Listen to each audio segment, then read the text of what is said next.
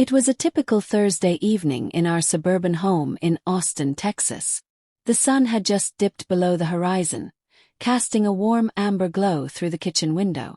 I was preparing dinner, the rhythmic chopping of vegetables accompanied by the soft hum of the refrigerator.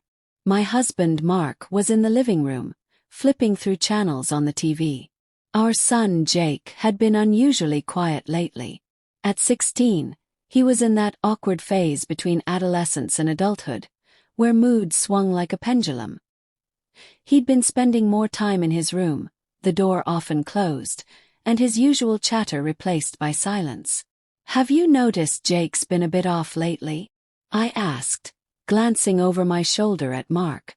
He nodded, concern etching his features. "Yeah, he's been distant.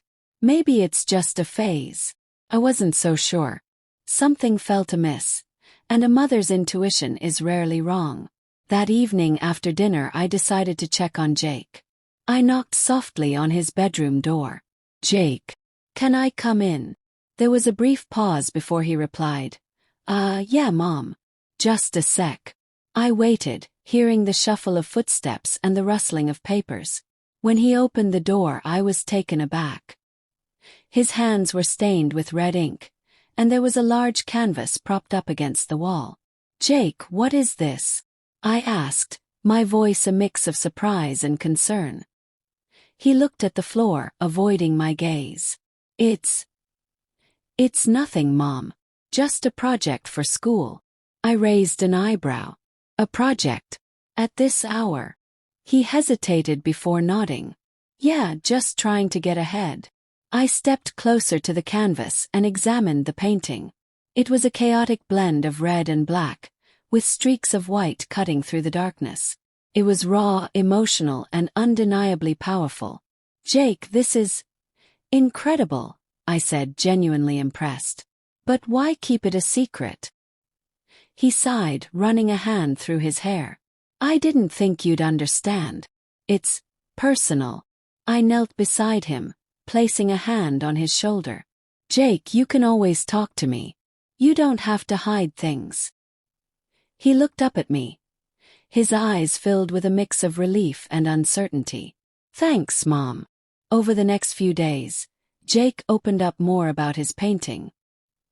He explained that it was a way for him to express feelings he couldn't put into words. The red ink represented anger and frustration, while the black symbolized confusion and fear. The white streaks were his attempts to find clarity amidst the chaos. I listened intently, offering support and encouragement. We discussed the importance of expressing emotions in healthy ways and the value of art as a therapeutic outlet. One evening, as we sat together in the living room, Jake turned to me. "Mom, do you think I could show my painting to my art teacher?" I smiled warmly. "I think that's a wonderful idea. It might help you understand your feelings better." He grinned, a genuine smile that hadn't graced his face in weeks. "Thanks, Mom. I think I will." A few weeks later, Jake's painting was displayed at the school's annual art exhibition. It was positioned prominently in the center of the gallery, drawing the attention of students, teachers, and parents alike. The raw emotion and depth of the piece resonated with many, sparking conversations about the importance of mental health and self-expression. Jake stood beside his painting, nervously shifting from foot to foot. I approached him, placing a hand on his back. "You did great, Jake." He looked up at me, his eyes shining with pride. "Thanks, Mom. I couldn't have done it without your support." As we stood there, watching people admire his work, I realized that sometimes being caught red-handed isn't about punishment. It's about discovering something new, understanding each other better, and growing together.